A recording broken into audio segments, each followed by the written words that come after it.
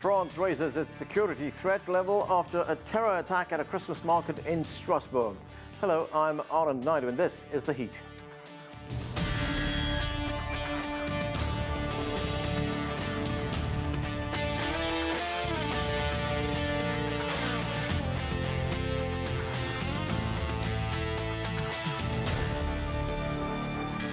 After weeks of violent protests against the government, France is now reeling from another terror attack. On Tuesday, a lone gunman opened fire at a Christmas market in Strasbourg, killing at least 2 people and injuring 12 other people. A manhunt continues for the suspect, identified as 29-year-old Cherif Chakat, who French police say was on a watch list. He was born on February 24th, 1989 in Strasbourg. He's well known by police and justice services for common law crimes, mainly for robbery and violence. His police records show 27 convictions for common law crimes committed for the near totality in France, but also in Germany and Switzerland. He has been jailed on several occasions and was known by the penitential services for his radicalization. Well, for more on Strasbourg's terror attack and the security challenges in France, let's bring in our panel. Joining us here in the studio is Sonia Dridi. She's a correspondent for France 24 and Europe 1. From Paris, Alexis Poulin is the co-founder of Le Monde Moderne and an analyst of European Union affairs. From Virginia, via Skype, is Kamran Bokhari. He's a national security and foreign policy specialist with the University of Ottawa. And Philip Crowther is the White House correspondent for France 24 right here in Washington, D.C. Thanks to all of you for joining us. Sonia, let me start with you. This attack in Strasbourg, the gunman, as we just heard, was known to the authorities. So what happened here? How did he slip through the cracks? I mean, the situation is pretty extraordinary because actually the police was looking to arrest him on the morning of the attack. They went to his apartment at 6 a.m. They wanted to arrest him for a petty crime. So, you know, they had no idea, of course, that he will commit such an act. And they arrived, and he wasn't there. They found some weapons, so there was an indication, you know, that, you know, if he wasn't there, maybe something was cooking, and then, you know, we heard of the terrible terrorist attack hours later. So I think French people have a lot of question. I didn't hear any, you know, explanation of you know, why they didn't found him after they went to his apartment in the morning.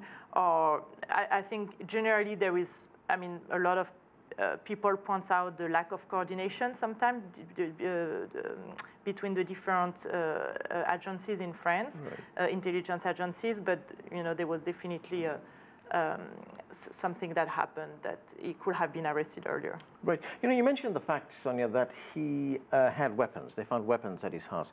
Is it easy to obtain weapons in France? I mean, it depends what kind of weapons. If it's artisanal right. weapons, you know, there's a lot of terrorists sometimes just right. build their own weapons. But no, to get a gun in France, it's hard. It's not like in the US, for instance. Mm-hmm. You cannot just go show up at a shop and buy a gun.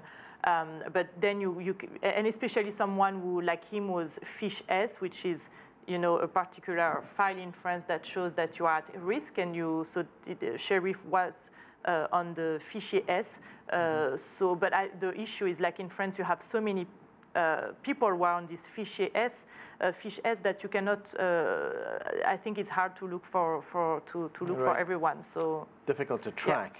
Yeah. Let me go to Alexis Poulin in Paris. Alexis, this market was in Strasbourg. Strasbourg, this is not the first time there's been an attack in Strasbourg. What can you tell us about the market and the number of people who would have been there? The market of Strasbourg is a touristic attraction of France. It's very well known. It's for the Christmas festive season, and tourists come from all over Europe and the world to visit. It was said for years that this would be a target for a possible terror attack. And at the beginning of the Yellow Vest protest, Christophe Castaner, the French Ministry of Interior, actually said that there was a risk of terror attack. So it was not new that this market was a target. It was on high alert. Of course, as it was said by Sonia before, the suspect killer was on the watch list. He was supposed to be arrested in the morning, but managed to flee. And there's the question about where did he get this weapon, since France has been on high alert since Bataclan attack, and before that, Charlie Hebdo. So we've been living in the terror age for over 4 years now, and it's very difficult to understand where it's at and how we come that someone like this guy, Sheriff Shakib, was not arrested before.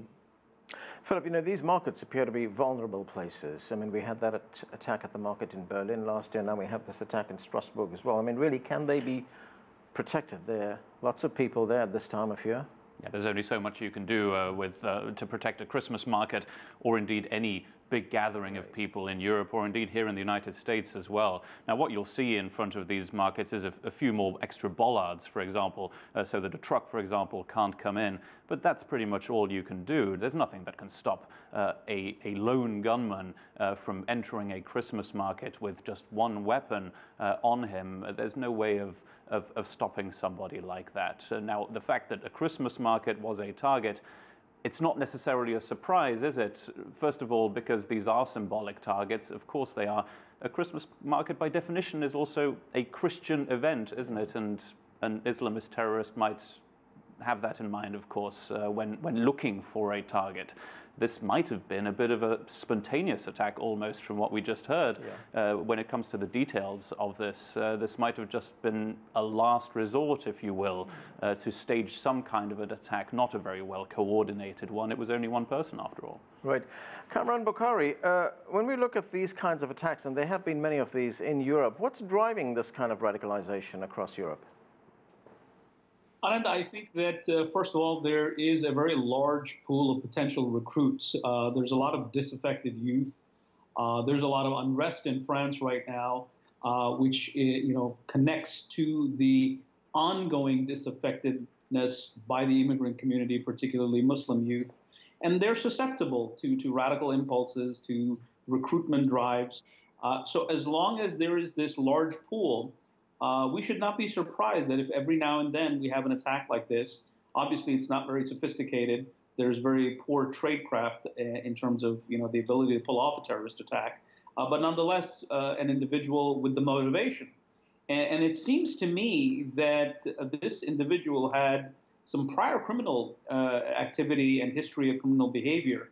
So we see a nexus between the criminal world and, of course, radicalization, which is, again, is not surprising. But I think that those circumstances, those conditions aren't going away anytime soon. And there are, as my colleagues have pointed out, target-rich environments. And if you have access to some form of weapon, it could be a knife, it could be a gun, it could be a vehicle, as we've seen before.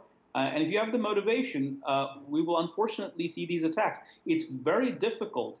Though I am a bit surprised that after all that we've seen on the European continent, particularly in France, that there's still, intelligence gaps. But nonetheless, it's, in all fairness to law enforcement agencies, it's very difficult to stop every single person who's decided to go onto this path. Kamran, just to get back to a point you mentioned earlier on, that the fact is that there is unrest in France right now, and I want to talk about that in the latter half of the show. But do you see a link between the widespread protests we see in France and these kinds of acts of violence? I mean, it's difficult to say. There's not enough information to make a causal relationship. But it's suffice to say that, look, the immigrant community, the Muslim youth that's disaffected, that's poor, unemployed, and lives in ghetto-like conditions in France and other parts of Europe, they're already very susceptible. On top of that, if you have a broader unrest, then of course, that worsens the situation. And if, there are ISIS recruiters, they're looking at these kind of conditions, these opportunities to try and motivate people. And these kind of things help their cause in terms of, getting individuals to commit acts of terrorism. Sonia, there are reports that this particular individual was radicalized in prison. As we heard at the beginning of the program, he was convicted of 27 crimes. He'd spent a lot of time in prison. What can you tell us about French prisons? Are they these sort of incubators for radicalization? So just to come back on the last point before, I think that it's hard to make a link between the two events because in this yellow vest protest that we saw, it was mainly older white people from rural or middle lower class in the cities. And then you had some people from the banlieue, like we call the suburbs. We came just to join, and you saw some of them, you know, when there was some car burned, but it was more like a way to protest. But I think there is definitely a part of the part of the youth in France who are, like Kamran say, disenfranchised and disillusionized too. But I don't think it was a better climate. I think this guy was probably thinking about his attack for a while, or at least he had weapons. The situation in France with the prisons, it's an issue for many, many years. Even when I left France to work abroad 7 years ago, it was already a big issue, and it never really has been resolved because you have a lot of, a big part of the population in these prisons, a big part of these people are Muslim because, as we know, you have economical and social issues in France with the Muslim population. And so these young people are more inclined, you know, to become petty criminals because they live in harsher conditions that, you know, than in the city. It's harder to in the banlieues. And so we saw the phenomenon since years where there is a big rate of conversion, there is a big rate of radicalism, and these issues has been lasting, I think, since more than a dozen or more than 10 years. So this guy apparently was very active in the jail to try to talk about the religion, and he was definitely radicalized. So this is why maybe there was a gap indeed that it was not more watched because it was definitely perceived as a young guy that was radicalized. And so I think there is but I think the bigger issue is that the issue of banlieue has not been been resolved in France, and as long as we have some people who live in harsh conditions, who are all living on, you know, almost on top of each other, so there is a big influence, and where and the religion becomes really like an identity issues, then we will have this kind of issues. Yeah, as Kamran said, there's a huge number of young people in France who are disaffected right now. Alexis Poulin, there was, looking at, you know, security and how it's enforced in Europe, there was a leaked European Union report published by The Guardian last year, which said that there are gaping holes in security services' ability to monitor the movements of suspects into and out of Europe. Now, we know that people, to a large extent, can move within Europe because it's one immigration bloc. But does Europe have any kind of cross-border security measures in place to track people like this suspect? Yes, we do have a lot of cooperation between security services in Europe and Interpol, and also we can close border whenever necessary. And it's the case right now between Italy and France, for example. And on Friday night, because of the Yellow Vest protest, the border between Belgium and France was closed for the night. So there is monitoring, of course. There is intelligence that is shared between the European partners. The main question is it enough? And can we actually track all the people that are entering through one or the other country of Europe? The main fear was people coming from Turkey, of course, but also from the Mediterranean.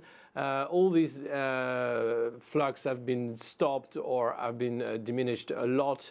And now it's all about the different police services to work together and share the information with joint operation on trying to know whenever someone cross a border or try to buy a weapon from one country to the other. Kamran Bokhari, do we know if there are any organized terror groups in Europe which may be affiliated to bigger groups like Al-Qaeda or ISIS? Does this look like lone wolf attacks, as Philip mentioned, and does that make the job for the security services even more difficult? Anand, I think that the job of the security forces is much more difficult because we're looking at a very nebulous phenomenon. I mean, ISIS, and which is for the most part claimed responsibility for attacks in Europe, and I do believe that they've been responsible for it, they've become very sophisticated. So there is no organization per se. There are elements, and many years ago, I wrote a piece on what I call the middle managers.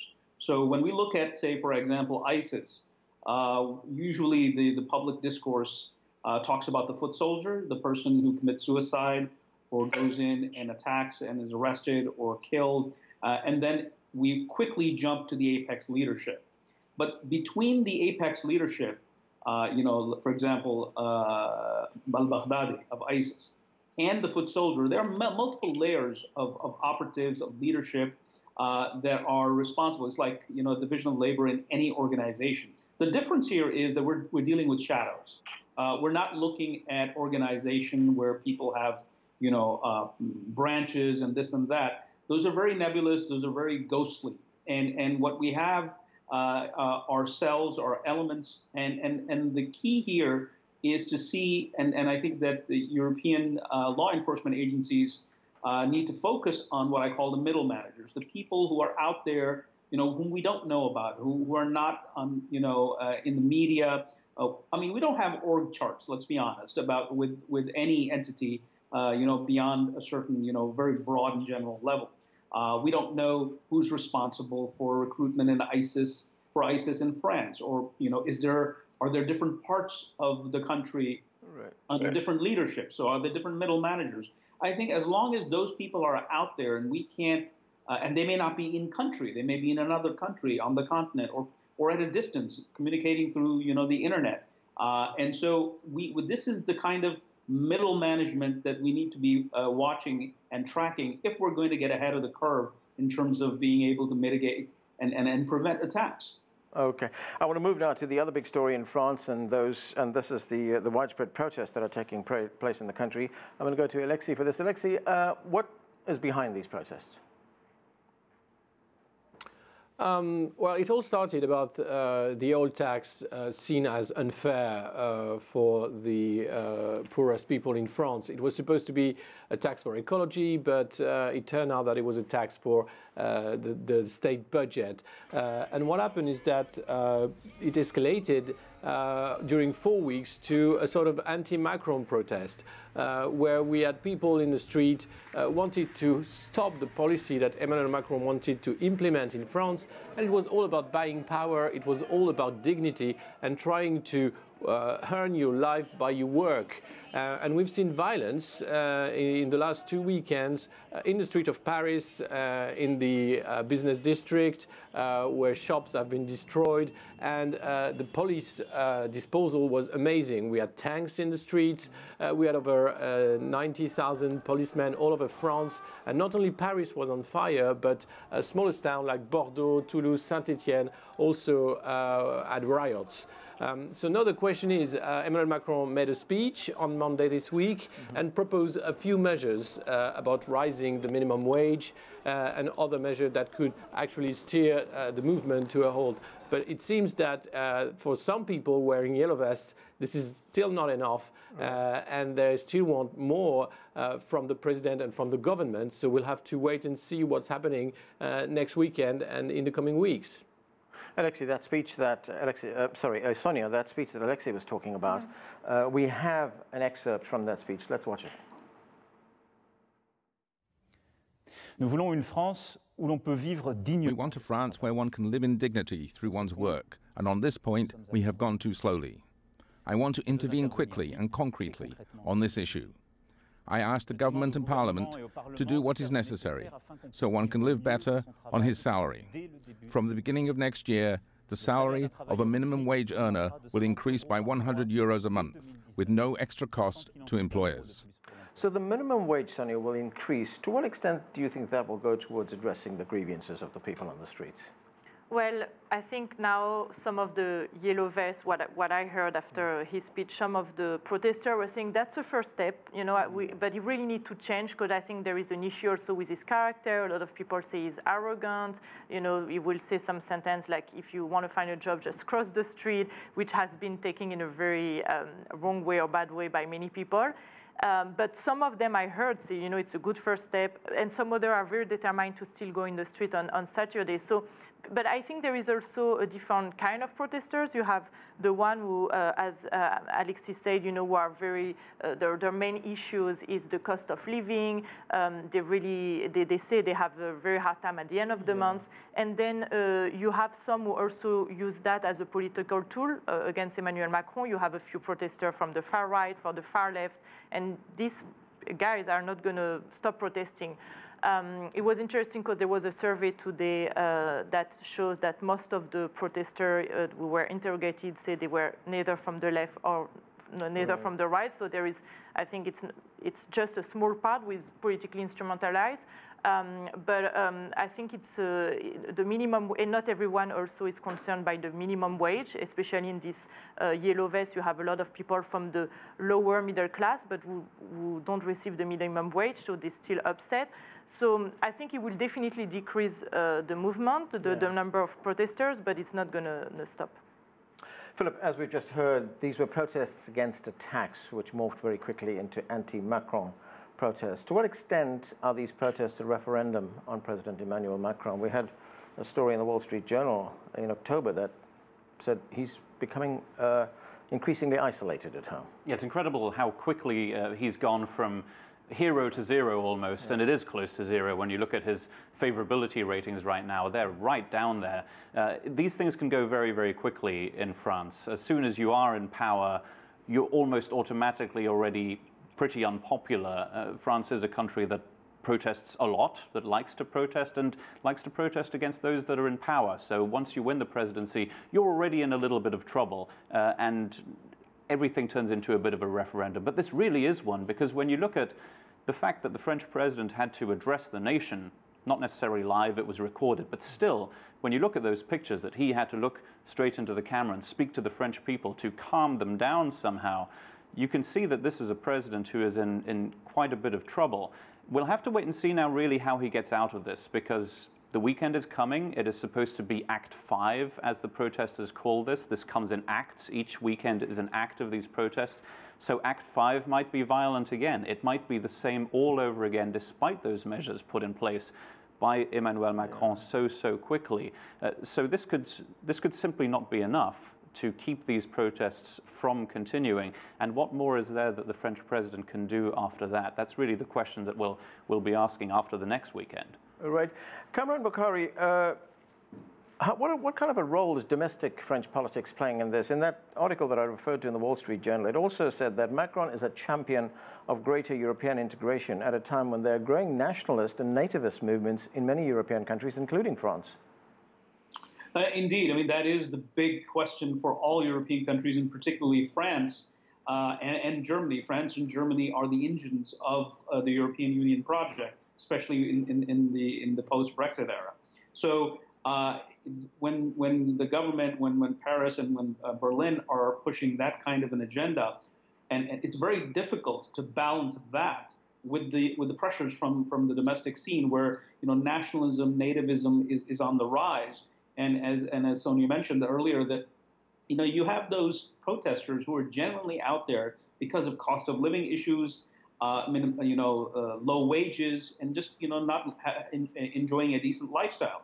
But then there are those from the far left, from the far right, political forces who are trying to take advantage of this. And when they see that Macron is in trouble, and I mean that is an opening that neither side, whether it's the left or the right, is going to just say, okay, you know what, I'm not going to take advantage of this opportunity. They will. Now the question is, how far can they go?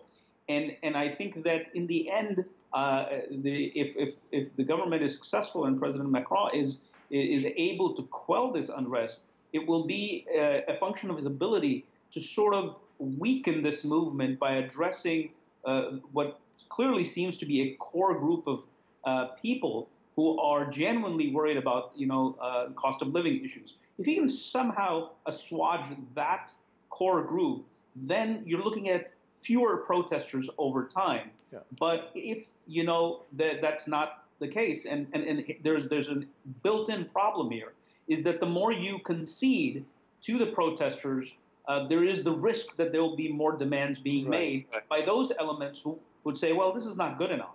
So we're just going to have to wait and see. In Act 5 and maybe Act 6, so we'll just have to wait and see how these weekends play out. Okay, Philip? What's interesting here is we're talking about nativism here, but we're not talking about immigration, and that's good for France and Emmanuel Macron, that immigration is not part of these protests. It is not one of their main goals. Indeed, it doesn't come up in any surveys that you might make of these protests. It is simply not a priority. This is not about immigration. And in that sense, there are some parts of this protest movement that you really can't compare to others that might have been happening in other European countries, maybe even here in the United States. Immigration was a very big part, of course, of the election of Donald Trump. It's not a big element of this protest. This really is about the cost of living. It's not, by the way, either, and we haven't mentioned this word, and we don't need to. It's not about climate change, as President Trump has mentioned in the past. It is about a fuel tax that might have led to fewer carbon emissions from France. So there's a little bit of a tenuous connection there, if you will. But this is simply about the cost of living. This is the middle and the lower classes in France who don't see a way forward, who feel like they don't have a livable wage, and that is really the crux of this. These protests have, though, of course, evolved. They have evolved from a protest that was supposed to just essentially shut down some streets and roundabouts in France because of a fuel tax that was expected, and it has turned into a nationwide protest movement that is now not only about a fuel tax, of course. It's about the president. It's about his policies. I think it goes a lot further back as well. It's about what direction France is going in. Simple as that. Go ahead, Sonia. I also think there is definitely a general discontent among these protesters, and some of them are clearly bothered by immigration, even though it's not, necessarily on the they don't chant, immigration chants when they protest. But I definitely agree that it's not at all the main revendication. But among these protesters, you can feel that there is a lot of them, a bit like the Trump voters, who feel totally left out of the globalization movement, who feel, bothered generally by the liberals and the immigration, the phenomenon that we see more and more in France. So I think it's a small part, even though it's not the main revendication. Okay, Alexis, I've just got 30 seconds left. How much public support is there in France for these protests? Well, there's still a lot of public support for the protest, because it's about justice, it's about ending inequalities, and it's about how we protect the French state. And the French love the state. They want the welfare state, and they want to pay taxes for fair services and a tax justice. So there is still a lot of support for the movement.